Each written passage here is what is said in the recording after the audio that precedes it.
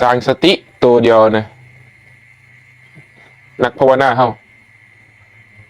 สร้างเหตุก็เดินสร้างเหตุแล้วก็เหตุตัวนี้ละสิพิสูจน์คำสอนของพระพุทธเจ้าทั้งหมดพระพุทธเจ้าว่ามากกับเสื้อยังไม่ได้ดอกนะจริงไม่ได้เสื้อพระพุทธเจ้าดอกมันเสื้อความคิดเจ้าของ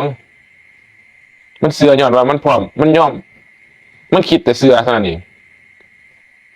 มันไม่ได้เสื้อพระพุทธเจ้าอีหรอกมันเสื้อความคิดเจ้าของจริงไหมถ้าคำบอกผู้ใดก็ตามเนี่ยคำบอกครูบาอาจารย์คำบอกผมคำบอกผู้ใดก็ตามเสื้อผู้ใดนั่นนะที่เอาตัวนี้เป็นอย่าเสื้อจากสิ่งที่คนอื่นบอกจนกว่าสิเห็นตามเขาสิเห็นตามเพิ่นเห็นอันเดียวกันกับเพิ่นทีนี่ความเสื้อน่ะจะเป็นผลบอกมันดีว่าแมนตะกี้มันบ่เสื้อถึงมันถึงทำทาเสือมันกับเสือบ่ได้พอไปเห็นดีปั๊บเห็นอันเดียวกันปั๊บเนี่ยแมนความเพลินนั่นความเสือเป็นผลเห็นป่ะความเสือจึงเป็นผลของการปฏิบัติเห็นจริงตามความเป็นจริงที่เพิ่นบอกไว้ปัญญาก็เป็นผลด้วยกันสร้างเหตุคือสติตัวเดียวเท่านั้นสติขึ้นมาปั๊บปัญญาในที่นี้เป็นปัญญาแจ้งปัญญาอิหลีปัญญารู้แจ้งเป็นปัญญาที่แบบหรือภาษาธรรมเนี่ยญาณทัศนะเป็นความรู้ของจิตโบแมนการมาไขควนเอาภาษาธรรมมาไขควนวิตกวิจารในภาษาธรรมนั่นอันนั้นเป็นปัญญาพื้นฐานเนี่ยโบแมนปัญญาของนักปฏิบัติเฮาอย่าลืมนะว่าศาสนาพุทธนี่สอนให้เห็นตามความเป็นจริงบ่ได้สอนให้เสียถ้ามันเห็นตามความเป็นจริงแล้วมันเสียเองเห็นปะอันนี้ยังกับบ่เห็นกับเสือไปแล้วเสือแล้วก็ย่านพร้อมจังสิบอกเรื่องผีหรือเรื่องเทวดาสิเอาอีนี้แล้วขันจะตัวเจ้าของเนี่ยขันว่าตัวเจ้าของนี่ท้าไปดิท้าลงหัวจิตหัวใจเจ้าของมันเคยเห็นดีวะผมถามอันนี้เจ้าของก็บ่เคยเห็นดีแต่งเสียอย่าเข้าใจผิดเด้ผมไม่ได้ว่าบ่มีเด้นะมันอาจสิมีหรือมันอาจสิบ่มีก็ได้เนี่ยมูนี่บอกผู้พิสูจน์แล้วผู้เห็นจริงแล้วผู้ได้สัมผัสกับตัวตนเจ้าของอีหลีแล้วว่าก็มีกับหูว่ามีนี่ผู้ได้สิเปลี่ยนความเห็นได้แต่มันเห็นอีหลีนี่เห็นปะบ่แม่นเราบ่มีเด้แต่สำหรับผู้บ่มีก็เชื่อนี่ติเพราะว่ามันผสมพุ่มกับเป็นปราชญ์เป็นบัณฑิตเพราะฉะนั้นสิ่งใดก็ตามสิมีหรือบ่มีก็ตามแนวมูนี่อย่าพึงเชื่ออย่าเฝ้าเชื่อแล้วก็อย่าเฝ้าบ่เชื่อพร้อมนะพิสูจน์ไปแต่ไปเรียนเอาข้างนอกแนวมูนี่มันบ่จบดอกก็เรียนออกมาข้างในเจ้าของนี่มันจบสิ่งที่มันแจ้งในประจักษ์ในใจตนที่มันเชื่อได้เชื่อนักเชื่อนะเชื่อเลย100%ล้านเปอร์เซ็นต์นี่คือทุกข์นี่แหละแม่นบ่ซั่นเนาะทุกเกิดขึ้นในใจเฮานี่โอ้นี่มันปฏิเสธไม่ได้เลยเนี่ยความเป็นปัจจัตตังเกินความรู้แจ้งรู้จริงรู้ว่าทุกเกิดกับเฮาแล้วสินะโอ้ทุกมันเกิดขึ้นกับเฮาแล้วเนาะเห็นบ่เนี่ยสิ่งที่ควรเชื่อมาปฏิบัติออกจากทุกข์บ่แม่นบ่ผมว่านะว่าผู้ใดก็ตามมาแสวงหาความพ้นทุกข์บ่แม่นบ่จักไปเอาอีหยังมาอ้อมโพ่นอยู่ปฏิบัติธรรมโอ้นคนนั่งคุยกับเทวดาอยู่เวินอยู่เห็นบ่เห็นผู้เดียวนี่ไปบอกหมู่พร้อมบ้าบ่ผู้เดียวส่วนหมู่บ้าเพิ่น ผมเคยเป็นมาแล้วนะผมเคยเป็นมาแล้วหูตัวเจ้าของบ้าพุ่นแล้วค่อยตื่น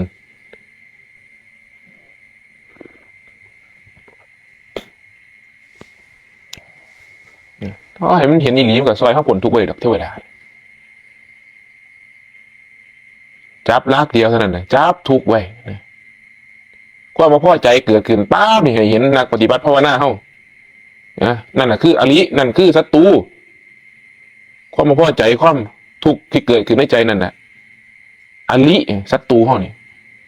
ขันเห็นตัวนี้อยู่ตลอดเวลานะจับตัวนี้ได้ทำลายตัวนี้ได้ตลอดเวลานั่นน่ะเขาเรียกอริยชนอริพระอริยะผู้เห็นภัยใจว่าผู้เห็นโทษพระอริยะนี่อันนี้แปลมันตรงภาษานี่ผู้เห็นภัยเห็นโทษเห็นภัยผู้เห็นทุกข์นั่นนะผู้ที่เห็นทุกข์อยู่ตลอดเวลาเนี่ยและเห็นทุกข์เป็นขาศึกต่อหัวใจเจ้าของนั่นแหละพระอริยชนจึงสำรวมระวังเฝ้าศัตรูมาบ่ให้ศัตรูนี่เกิดขึ้นมาบ่ให้ศัตรูนี่มาใกล้บ่ให้ทุกข์นี่มาใกล้หัวจิตหัวใจเนี่ยถ้ามันเกิดขึ้นเพราะมันบางทีมันเผลอสติมันเกิดขึ้นมาก็ต้องมีวิธีจัดการมันลงอย่างรวดเร็วเช่นกันนี่ผู้เห็นภัยคำว่าพระอริยะผู้เห็นโทษผู้เห็นทุกข์นะเขาจะบอกภาษามันง่ายๆเนี่ยสมัยใหม่เนี่ยผู้ที่เห็นทุกข์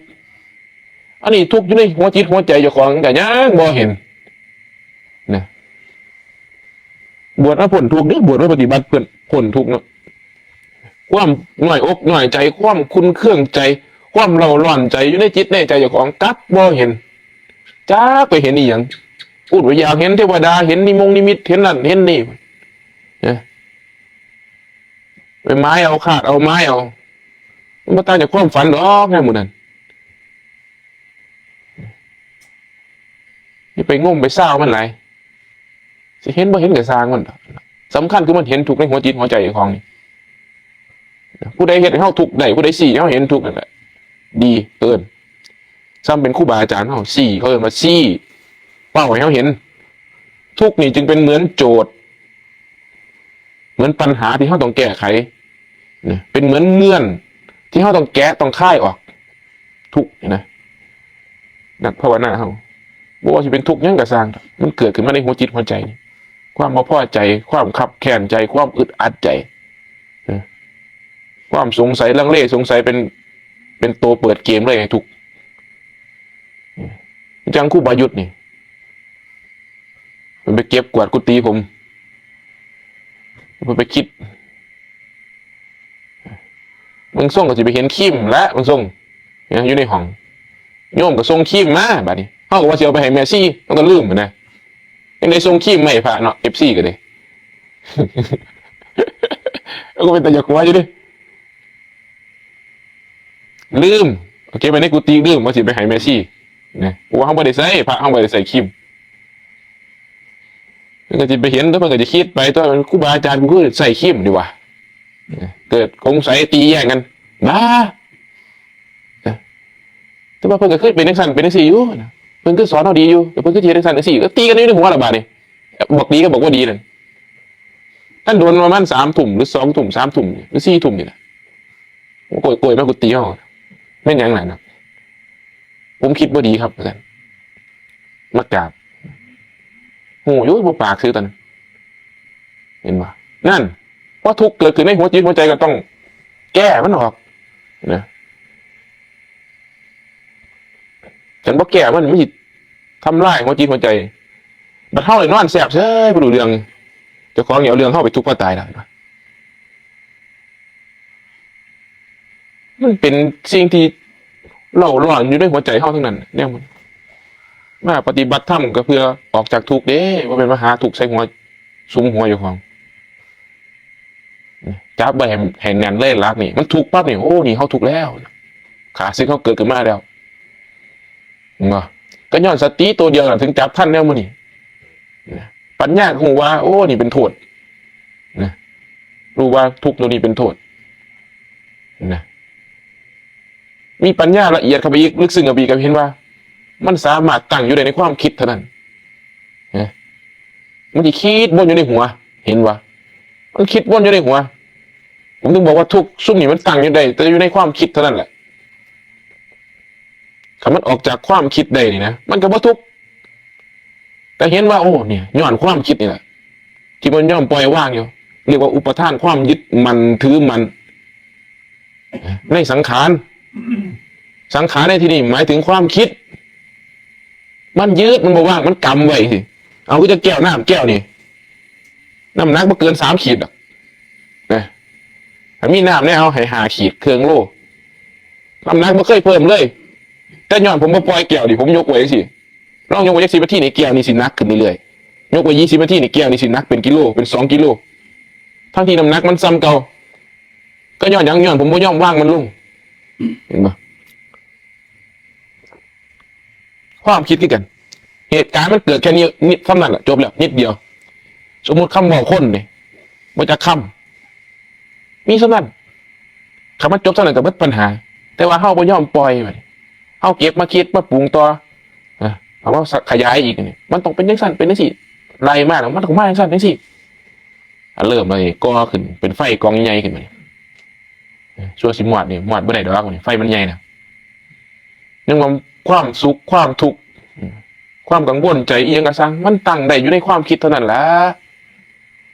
อดีตมันก็มีในความคิดนั่นน่ะอนาคตมันก็มีในความคิดเท่านั้น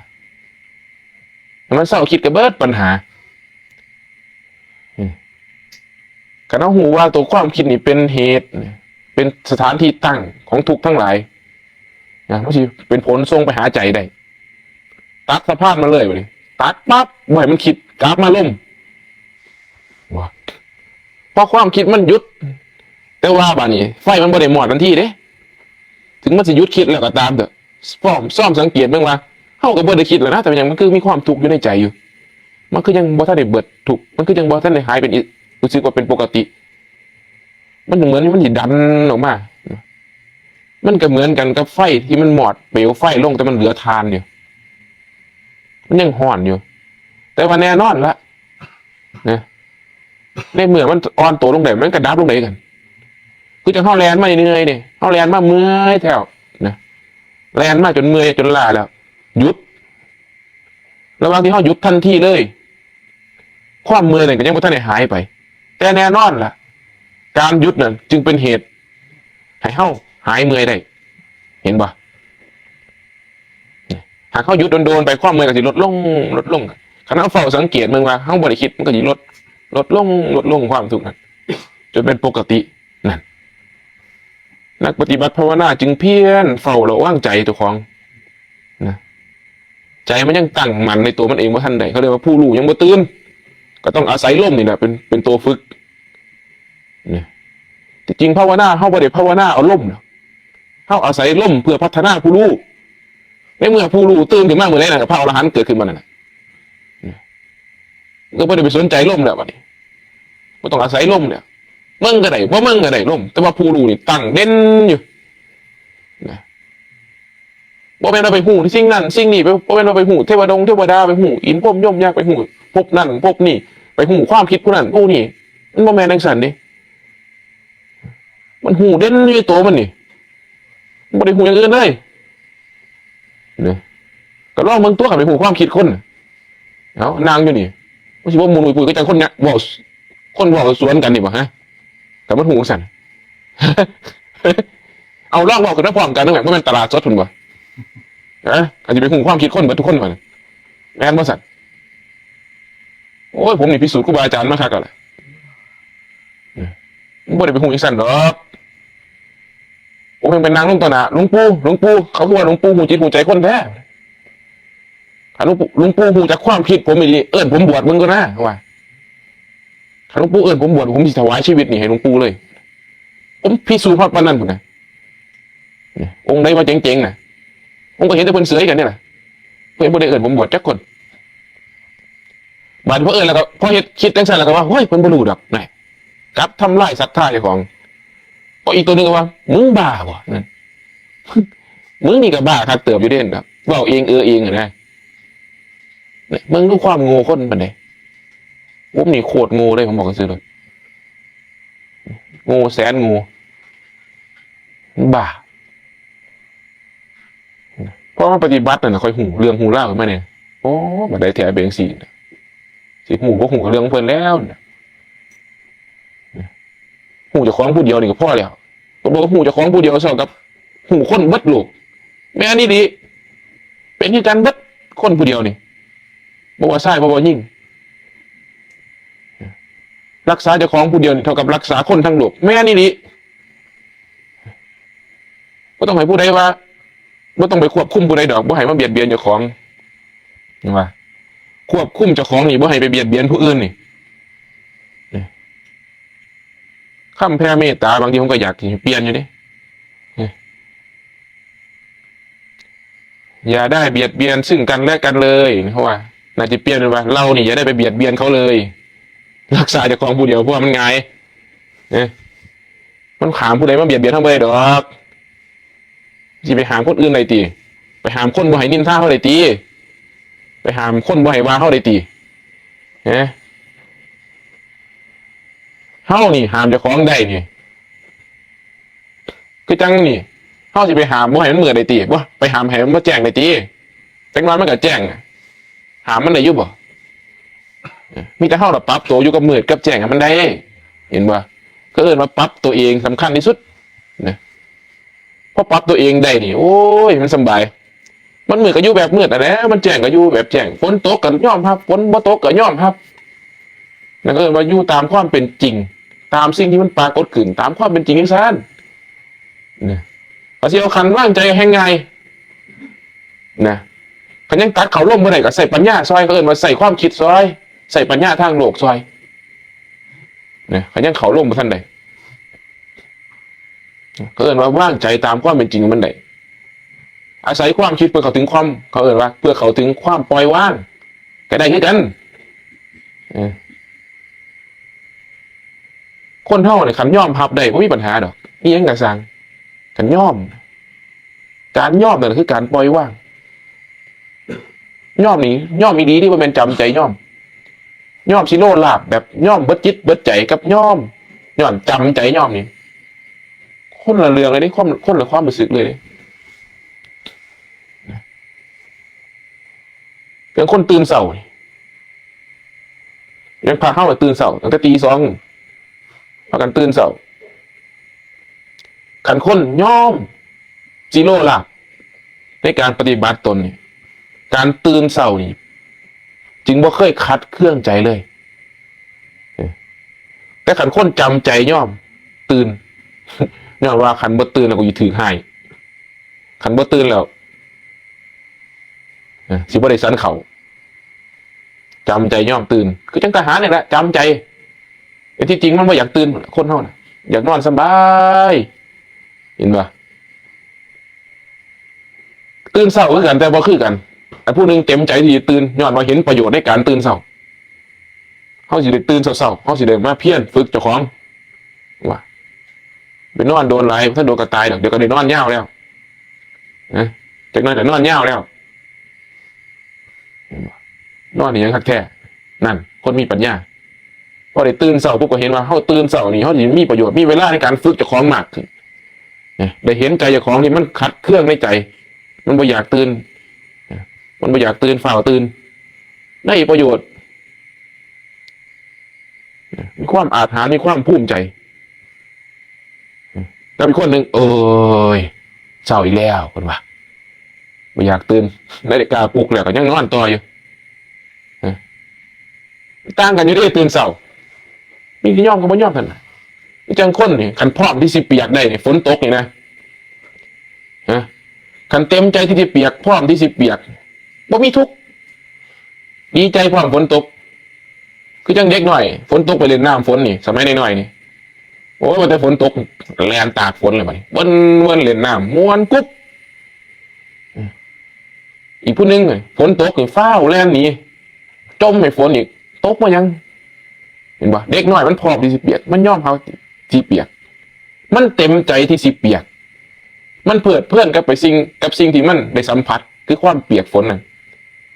ครับมีความสุขสนุกสนานเห็นป่ะขันคนบ่พร้อมที่สิเปียกบ่ว่าสิด้วยเหตุปัจจัยยังกระสร้างดอกบ่ยอมที่สิเปียกบ่ยอมครับว่าฝนมันตกลงมาครับได้รับทุกข์แค่น้ำหยดใส่บ่จักหยดนี่ทุกข์พอตายแล้วเปียกคือกันคือบ่คือกันเอาบ่ไปเล่นสงกรานต์บ่นี่พร้อมที่สิเปียกตั้งท่าสิเปียกเลยยอมครับไปเล่นสงกรานต์โอ้ยเขาสาดน้ำใส่เนี่ยโอ้ดีใจหลายว่าเขาสาดน้ำใส่ เนี่ยเปียกคือกันน่ะอันนึงคือพอใจอันนึงคือบ่พอใจล่ะทุกข์คือกันแหละการปฏิบัติธรรมของเขาคือกัน ทุกข์คือกัน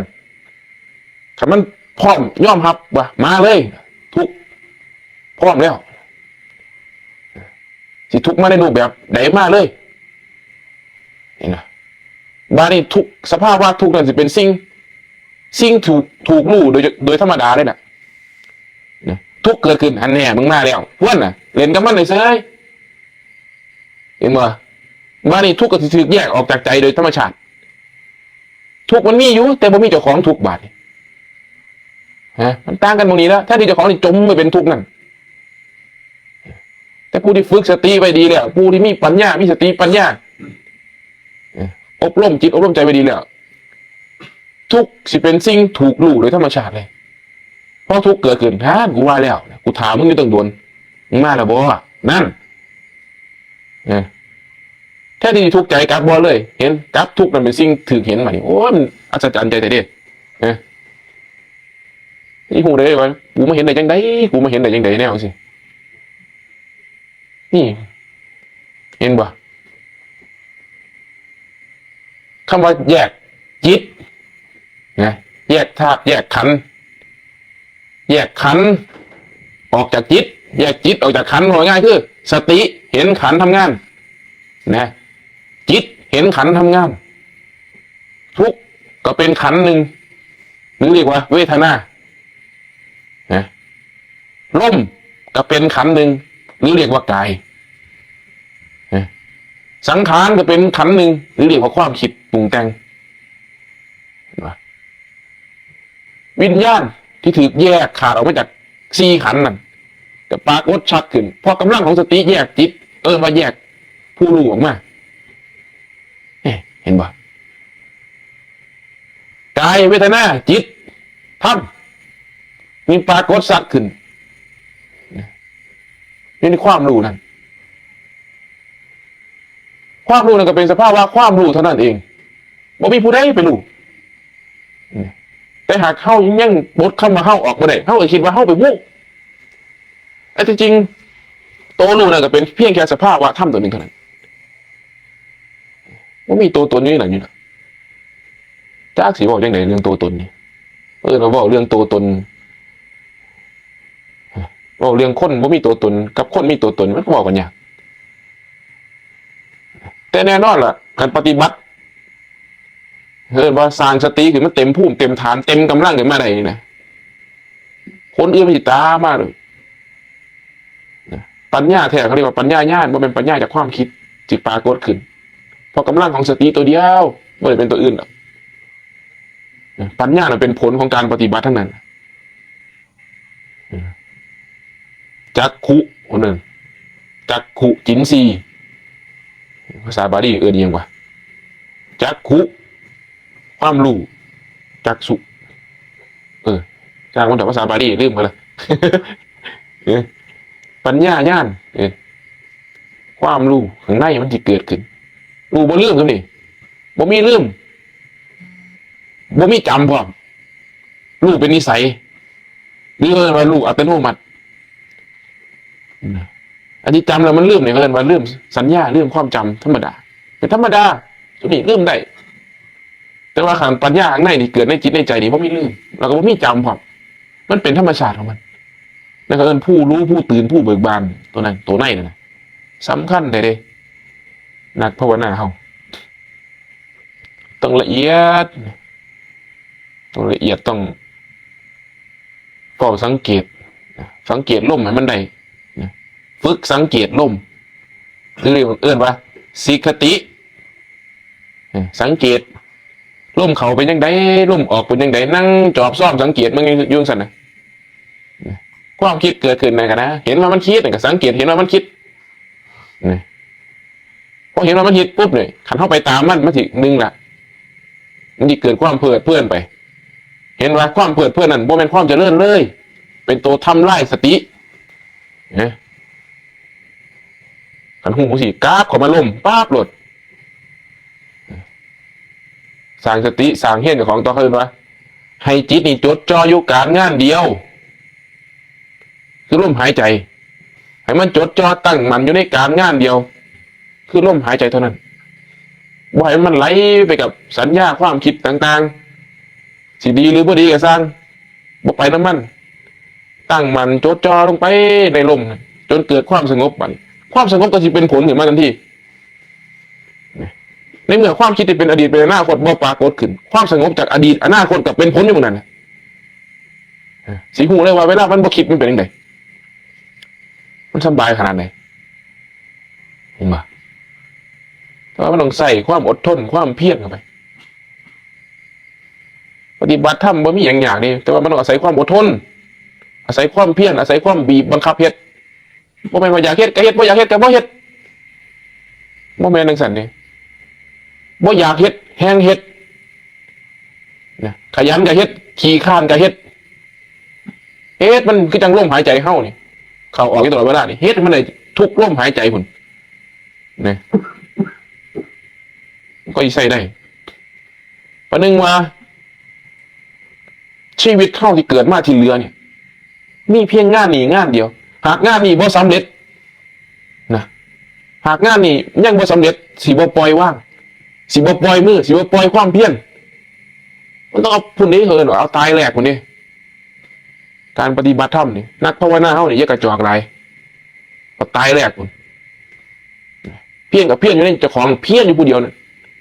พระวินัยทั้งเบิดก็รักษาเจ้าของผู้เดียวจะไปรักษาผู้อื่นพระวินัยน่ะ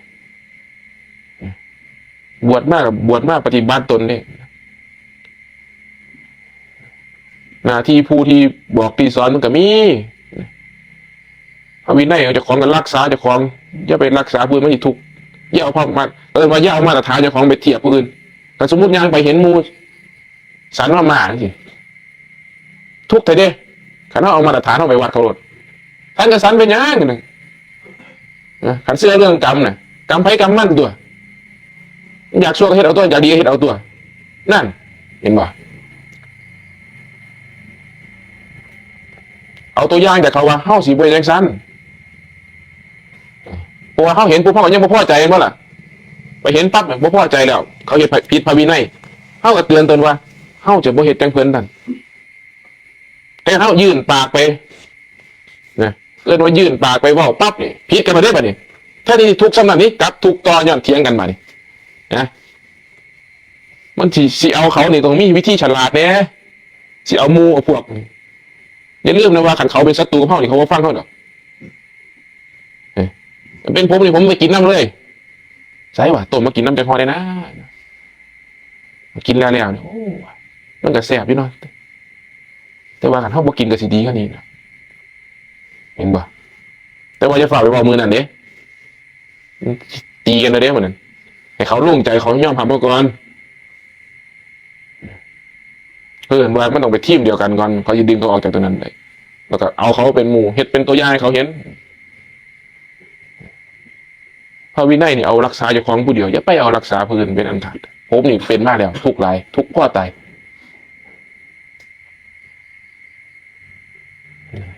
ในพระธรรมวินัยนี่อันนี้ยังเอ้ยเอามาตรฐานเจ้าของนี่ไปวัดกันเด้หลายอย่างแต่รายละเอียดมันหลายแต่ละมือนี่โอ้เขาจะปฏิบัติธรรมอยู่ทุกมือทุกเว้นแต่ละมือนี่แค่ไปย่างบินธบาตนี่เขาจะเห็นความพอใจความไม่พอใจเกิดขึ้นในหัวจิตหัวใจเขานี่หลายอย่างเหลือเกินนะการเห็นความพอใจความไม่พอใจอยู่ตลอดเวลานี่แหละคือการปฏิบัติธรรมเขาไม่ได้เห็นอย่างอื่นหรอกเห็นสุขเห็นทุกข์เห็นสุขเห็นทุกข์อยู่นี่ก็เห็นอย่างมันหาถูกหาผิดอยู่มันก็ได้สุขเลยทุกข์อย่างมันอยากได้ถูกอยากได้ผิดอยู่มันสุขมันถูกจนมันใจมันบ่ไหวแล้วมันสร้างแม่มันเถอะนี่ป่ะผู้ใดสิเป็นนี่ก็สร้างแม่เถอะปล่อยผักลงนะบ่สนใจเบิดหนึ่งตัวเกิดความเบาสบายเกิดขึ้นนั่นเห็นว่าอริยสัจสี่เกิดขึ้นในใจทุกเหตุของทุกความดับไปแห่งทุกเห็นทางแจ้งดังปลาในการปฏิบัติธรรมนี่ก็เรียกว่าเห็นอริยสัจสี่เต็มหลอดมันว่าใจมันคือเดี๋ยวพอใจเดี๋ยวพอใจเดี๋ยวหักเดี๋ยวสร้างย่างไปวันไหนเห็นขาวๆเนี่ยเอ้ยว่ะนะเดี๋ยวว่างามแด้สังเกตมึงคนหนึ่งทางเท่าๆกันเลี้ยวมาเห็นเขาซ้ำ ยังไปบิณฑบาตเนี่ยตอนเช้าเนี่ยมันมีทั้งผู้เฒ่าทั้งผู้สาวเต็มอยู่เดี๋ยวเห็นแต่ผู้สาว ผู้เฒ่าพอเห็นจักเม็ดขันเขาสังเกตว่ะมันคือเป็นช่วงนั้นเลยคนคือการยืนอยู่ข้างกันมันเป็นอย่างคือเห็นแต่ผู้สาวแท้ข้ามาเห็นนี่คือใจไปจดจ่ออยู่แต่กับน้ำผู้หญิงน้ำผู้สาวเบิดกับผู้ชายมันเสยตุยอยู่ไปเนี่ยแม่นปะเนี่ยพอเห็นผู้ชายมันเสยตุยอยู่มันอยากมึงแต่ผู้หญิงไปนี่แน่ขันเขาเห็นอ่านใจมันบ่ดีดอกมันเห็นใจมันลำเอียงมันเห็นซื่อๆบ่ได้นั่นน่ะมันสิมีแต่แนวให้เขาปฏิบัติให้เขาสูงอยู่ตลอดเวลาเห็นความพอใจความบ่พอใจอยู่ตลอดเวลาเลยนักปฏิบัติธรรมเขาได้เห็นได้ยังเห็นแนวมันนี่มันคักเลยเห็นแนวนี้สุดยอดเลยแต่ย้อนสติที่ฝึกไปดีแล้วเท่านั้นเองถึงมาเห็นแนวมันถึงที่พลาดจะของปลดออกจากแนวมันนี่เลยบ่ได้ไปนั่งรับหูรับตาอย่างเดียวเด้ปฏิบัติธรรมนั่นบ่แม่นว่าสิไปย่างเขาทางจงกรมเคยเดินปฏิบัติธรรมไปนั่งรับตาคัดสมาธิคอยเดินปฏิบัติธรรมนั่นคือเป็นว่าเฮ็ดสมาธิจะเดินสติแต่ใจที่มันกระทบอารมณ์อยู่ต่างหากเลยใจที่มันเห็นอารมณ์ที่มันกระทบอารมณ์อยู่แล้วก็โป๊ะเจ้าของออกจากอารมณ์นั้นได้นี่มองว่าสิพ้นทุกข์ได้นี่บาเนี่ยมันจะเกิดความชำนาญในการดับทุกข์ได้เพราะมันเห็นแหละใจมันสิประมวลผลทั้งหมดว่าจิตประมวลผลหรือว่าจิตมันสิประมวลผลทั้งหมดว่ามันเป็นอันเดียวกันชำนาญชำนาญเป็นอัตโนมัติเห็นปั๊บตัดขลุ่มปั๊บเห็นปั๊บตัดขลุ่มปั๊บมันตัดเองผมไม่ได้มีเจตนาไปตัดมันเองมันตัดของมันเองอยากเมืองกับเมืองเมื่อไหร่มันตัดขลุ่มห่วยนะว่าสิเมืองจังหน่อยในวันหรอกฝ้าตัดขลุ่มเนี่ยอยากคิดก็คิดเมื่อไหร่บ้างเป็นอัตโนมัติมีเจตนาสิคิดก็คิดเมื่อไหร่ดอกกับสติมันดีเนี่ยผมบอกไว้ก่อนเลยสังขารไม่มีทางปรุงแต่งได้กับสติตัวนี้เขาเรียกว่านี่ยังวะภาษาบาลีสัมมาสติหรือเรียกว่าสัมมาสมาธิเป็นสติที่ตรงเป็นสติที่ตรงกับพระนิพพานเป็นสติที่เป็นประโยชน์ว่าเป็นสติแบบโลกๆเป็นสติของพระอริยะตัวนี้สติตัวนี้มันมีกำลังสิ่งอื่นจะบ่มีสังขารปรุงแต่งจะเกิดขึ้นเมื่อไหร่เพราะมันเป็นอริกันคือจะเข้ารูลมหายใจเข่ารูลมหายใจออกนี่มันสิหูอยู่แค่ลมเข่าลมออกเท่านั้นสิ่งอื่นมันสิบ่หูเลยหูอยู่แต่ว่าสนใจอันนี้ว่าบ่หูเลยกับอยู่บ่แม่นดิหูแต่บ่สนใจบ่ใส่ใจคือจังคนจดจ่ออยู่กับนักมวยเอาสิ่งอื่นมันมีอยู่เขาขึ้นเวทีเขาจดจ่ออยู่ครูโซเข้าผู้เดียวนี่เขาสิ่งเดียวเห็นแต่ครูโชว์เข้าคณะกรรมการนี่เขาก็ยังบ่สนใจเลยบ่เห็นเลยแต่ผู้ใดเคยเป็นนักมวยผู้อยู่ว่าพี่กรรมการแต่บ่สนใจแต่ครูประวัติเพิ่นเป็นนักมวยเพิ่นสิเข้าใจตัวนี้เลยมันจะเห็นแต่ครูโชคเจ้าของเท่านั้นเห็นป่ะคนชมกับมีบัดแต่บ่สนใจมันสิสนใจเฉพาะครูโชคเจ้าของเท่านั้นนี่ก็เลยว่าความตั้งมั่นหรือเรียกว่าสมาธิเป็นสมาธินี่อุปมาเปรียบเทียบหูเบิดนี่แหละแต่ว่ามันสิสนใจอยู่อย่างเดียวเท่านั้นนี่จิตที่ตั้งมันอยู่กับสิ่งใดสิ่งหนึ่งเกิดว่าสมาธิเห็นปะเพราะมันตั้งอยู่ในลมปั๊บมันตั้งมันอยู่ในลมรูลมเขารูลมออกสังขารการปรุงแต่งนี่ดับไปเบิดคิดกับว่าใดคิดไม่ได้เลยการเฮ็ดถึงผู้มันเขาเรียกว่าการเฮ็ดถึงกำลังมันแล้วคุณจะเห็นว่าจิตเนี่ยมันตั้งอยู่ในทีเดียวบาดนี้พอกำลังสติบริบูรณ์แล้วจึงเห็นว่าจิตนี่ตั้งได้อยู่ทีละที่เท่านั้นหรือว่าเกิดในทีละจุดนะในภาษาพิธรรมจิตเกิดขึ้นในทีละดวงอยู่ว่ายังไงดีว่าดวงอีกก็จะตีความไปอีกคือบอกไงคือคนเท่านี่สามารถยืนอยู่มองใดมองหนึ่งได้อยู่แค่ทีเดียวไม่สามารถไปยืน2 ทีได้เข้าใจบ่ จังผมนั่งอยู่นี่ผมก็อยู่นี่แหละนี่ผมก็สามารถไปนั่งอยู่ตรงนั้นได้นี่เขาเอ่นว่าเลยเห็นจิตนะเห็นแล้วว่ามันเป็นยังไงพอเห็นมันเคลื่อนปุ๊บไปเกิดมันไม่ปั๊บเห็นว่ามันดับแต่ตรงนี้อ้าวเมื่อกี้มันอยู่ตรงนี้มันเป็นยังคือไปอยู่ตรงนั้นตัวตีอยู่ตรงนี้มันหายไปใส่มันก็เคลื่อนไปอยู่ตรงนั้นนั่นเขาเอ่นว่าเห็นอาการที่มันเคลื่อนพอมันดับแต่ตรงนี้ปุ๊บไปเกิดอยู่ตรงนั้นปั๊บนั่นเห็นภพศาสตร์ขึ้นมาแบบนี้มันละเอียดเลยดิไม่เห็นหอดจุดนี่คนเห็นได้สิจนชำนิชำนาญเขาเอ่นว่าเห็นอาการเกิดดับของจิตพอเห็นอาการเกิดดับของจิตประเภทแบบนี้แล้วปัญญาแจ้งจะปรากฏขึ้นว่าจิตนี่กับบ่แน่นอนจิตนี่กับบ่แน่นอนนี่กันแอบอิงอาศัยบ่ได้มันไล่ไปกับสิ่งที่มากระทบมันความยึดมั่นสำคัญว่าจิตนั้นเป็นเฮ้ากับถือถอนการปล่อยว่างนี่เป็นผลของการปฏิบัติทั้งนั้นเกิดว่าเมื่อความยึดมั่นถอนออกจากจิตความปรากฏแจ้งว่าปัญญาทรงสุดกับปรากฏขึ้นก็เห็นว่าจิตเนี่ยก็เป็นธรรมชาตินึงหรือภาษาครูบาอาจารย์เรียนธรรมธาตุจิตก็เป็นธรรมธาตุหนึ่งขันธ์ก็เป็นธรรมธาตุหนึ่งจิตเนี่ยก็เป็นธรรมชาติหนึ่งคำว่าธรรมชาติหมายถึงว่ามันเป็นของมันจังสั้นนะธรรมชาติมันเป็นของมันจังสั้นขันธ์ก็เป็นธรรมชาติหนึ่งมันบริสุทธิ์ในตัวมันเป็นจังสั้นอ๋อขันธ์ก็เป็นจังซี่จิตก็เป็นจังซี่เห็นแจ้งทั้งขันธ์เห็นแจ้งทั้งจิตหรือว่าไงแจ้งในรูปและนามเห็นป่ะแจ้งในรูปและนามเป็นผู้แจ้งรู้แล้วรู้ว่ามันเป็นธรรมชาติทั้งสั้นละมันก็เบิดไปแล้วสิบอกยังอีกว่าเบิดกันบอกขึ้นมาจริงๆมันหอดแค่เห็นความคิดแค่มันบ่เสือความคิดแต่ของใดสำนักก็ว่าต้องสอนกันแล้วแหละเห็นความคิดอยู่มันจะคิดดีกับเท่านั้นมันจะคิดชั่วกับเท่านั้นเห็นมันยุงสันก็ว่าต้องว่าได้สอนกันแล้วแหละคนมันหูจะคว่ำแล้วที่ว่าสอนนักสอนนายกับสอนปุถุชนก็ไปหาคำว่าอริยชนเห็นไพ่แล้วมันไม่ต้องสอนกันหรอกมันรักษาตัวเจ้าของหลอดเองเมื่อนั้นคำบอกทั้งมวลทั้งหมดกับสอนปุถุชนนี่แหละก็เมื่อยกจิตระดับขึ้นเป็นผู้ของอริยชนแล้วมันนี่สอนยังไงดีมันไปเองของมันไหน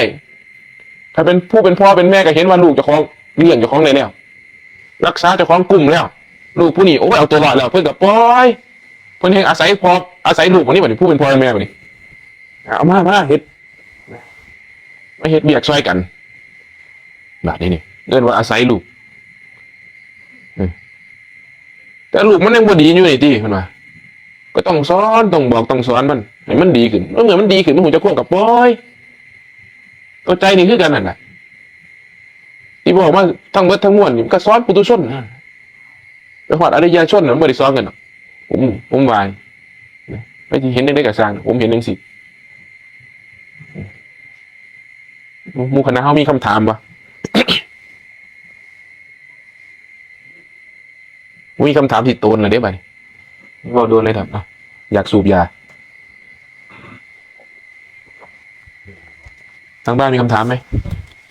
ก็ฟังหูเรื่องมันนะมันมีสัตว์เล่าไง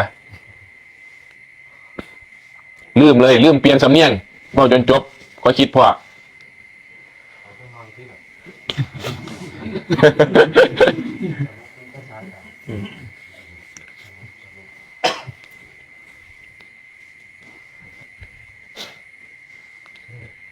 หนาวเลยเริ่มหนาวเลยเอามาเด้อผู้ใดเสียขย้าวส่งมาให้วัดหนาวเลยเด้นะผมบ่หนาวบ่ได้ใส่ให้เด้ส่งมาหนาฮ้อนนี่บ่ใส่ให้เด้ส่งกับส่งมาหนาหนาวผู้ใดก็อยากเรียนว่าอยาก ได้เฮ็ดบุญเฮ็ดทานสร้างเหตุดีเอิ้นการเฮ็ดบุญนี่คือการสร้างเหตุดีนะเพราะสร้างเหตุดี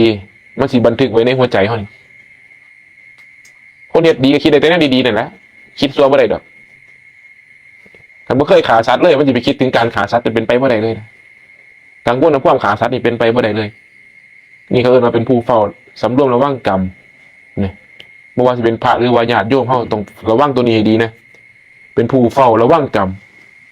แต่ลองเมืองกับคนบ่ไปฆ่าสัตว์เลยบ่ไปลักของเขาเลยมันสิ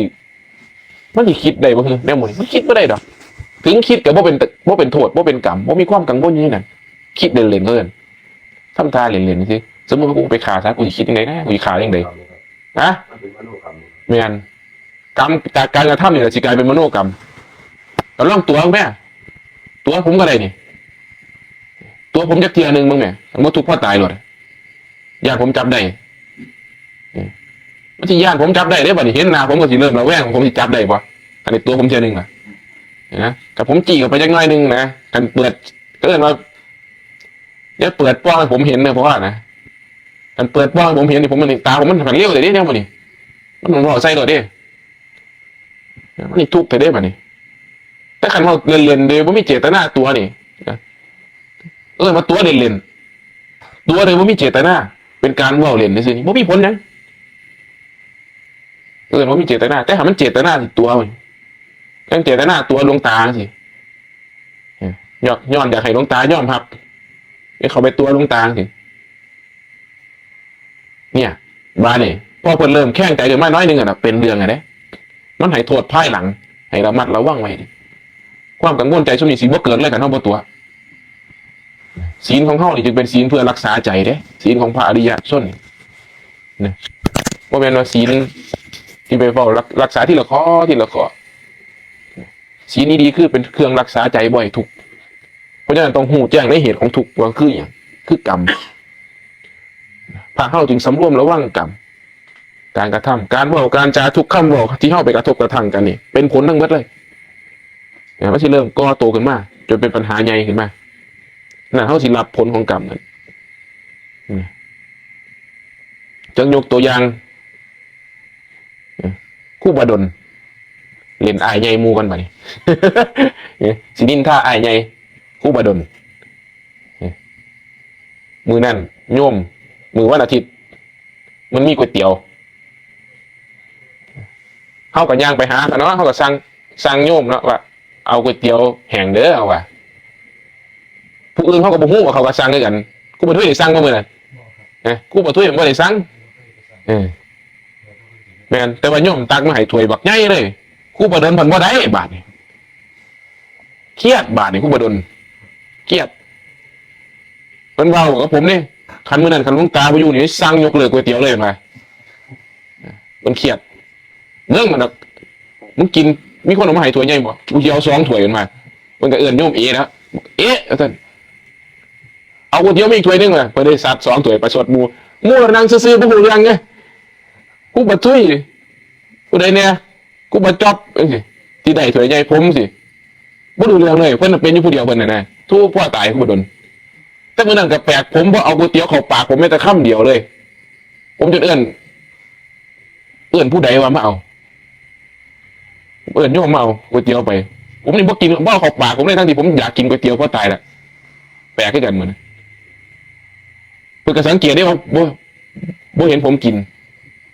แต่ว่าเพิ่นบ่ได้เครียดให้ผมผมกับมีถ้วยใหญ่กันนี่ได้2ถ้วยพร้อมเพราะว่าก๋วยเตี๋ยวแห้งถ้วยนึงกับน้ำซุปถ้วยนึงแม่นบ่เพิ่นบอกคือเครียดให้ครูบ่ถ้วยกับครูบ่จอบแต่ว่าผมบ่เครียดให้ผมเอาแปลกบ่เนี่ยอันนี้ก็มีผลเด้เพราะผมมันบ่เครียดผมมันเฉยๆอยู่เพราะมันทีมเดียวกันไงมันทีมเดียวกันมันก็เลยบ่เครียดอะไรกันบ่เครียดไปเครียดให้ครูบ่ถ้วยครูบ่จอบบัดนี้บ่เกินหน้าเกินตาเพิ่นอดบ่ไหวมาสารภาพกับผมไปมื้อนั้นเว้าเรื่องก๋วยเตี๋ยวให้ผมฟังเขาก็เห็นบ่ใจมันของมันค่ะความน้อยใจเขาก็เลยว่าเพราะเพิ่นได้เว้าออกมามันเหมือนการปรงอาบัตินี่บ่ต่างกันกับปรงอาบัติแสดงอาบัติ คือแสดงความทุกข์ของเจ้าของออกมาแสดงโทษแสดงความโง่เขลาของเจ้าของออกมาให้เฮาได้ฟังพอเพิ่นแสดงออกมาแนวโมนี่ปุ๊บเพิ่นกลับรู้สึกโล่งเกิดความสบายอกสบายใจขึ้นมาเพิ่นจนบอกว่าเอาไปบอกไอ้เด้อเอาไปเทศไอ้เด้อเห็นปะเอาไปเทศไอ้เด้อเรื่องนี้เห็นปะบ้านี่คันผมหูนี่โลกหูนะจำไว้เลยนะ กันผมหูนี่โลกหูเรื่องอะถึงหูลงตามากเลยบัดนี้พอเห็นก๋วยเตี๋ยวขนาดไหนบัดนี้ก็เป็นเรื่องเลยเขาเอิ้นมากระแซวอะไรบัดนี้แต่ว่าเพิ่นเหมือนกับบ่ทุกข์บัดนี้บ่มีความทุกข์ใจเลยยังย้อนเพิ่นยอมรับว่าเพิ่นผิดพลาดจังซั่นฮะเพิ่นยอมรับเพิ่นถึงผู้ใดสิบอกถึงถ้วยก๋วยเตี๋ยวเนี่ยถ้าเทียบบอกเอาซ้ำมาให้กูไปดนว่าเห็นก๋วยเตี๋ยวนี่เอาซ้ำมาเอาว่าถ้านักคนสิว่าประชดผู้นี้แม่นบ่นี่ประชดกูแท้ว่าแต่ว่ากับคู่ไปดนมันบ่เป็นจังซั่นบัดนี้เพิ่นยอมรับว่าเพิ่นผิดพลาด